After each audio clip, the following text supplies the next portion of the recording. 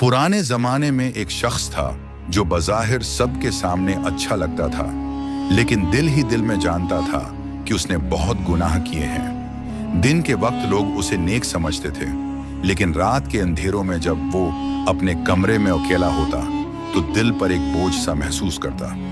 एक रात वो अपने बस्तर पर लेटा सोचने लगा, कितने गुनाह किए हैं मैंने, झूठ, गैबत, वक्त ज़ाय करना, नाफरमानी। अगर आज मेरी मौत आ गई तो मैं अल्लाह को क्या जवाब दूंगा। ये सोचते ही उसकी आंखों से एक कतरा आंसू बह निकला। वो उठकर वजू करता है, नमाज की नीयत बांधता है और सजदे में गिर कर रोने लगता है। दिल से फरियाद करता है, या अल्लाह, मैं बहुत कमजोर हूँ, मैंने बहुत गलतियां की हैं, लेकिन तो गफूर और रहीम है, तो ही माफ करने वाला है। मुझे माफ कर दे, मैं वादा करता हूँ अब तेरी तरफ लौट आऊंगा। उसी वक्त आसमानों पर हलचल मचती है। फरिश्ते अल्लाह के हुजूर अर्ज करते हैं, या रब, ये तेरा बंदा रो रहा है।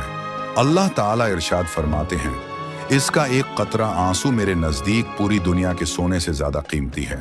मैंने उसके सारे गुनाह माफ कर दिए। वो बंदा अपने रोने के बाद दिल में सुकून महसूस करता है, जैसे किसी ने उसके दिल का सारा बोझ उतार दिया हो। वो समझ जाता है कि असल नजात कसरत इबादत में नहीं, बल्कि सच्चे दिल से तौबा करने में है। सबक, एक कतरा आंसू भी अगर सच्चे दिल से अल्लाह के खौफ में बहे तो वो इंसान की जिंदगी बदल देता है और गुनाहों को मिटा देता है।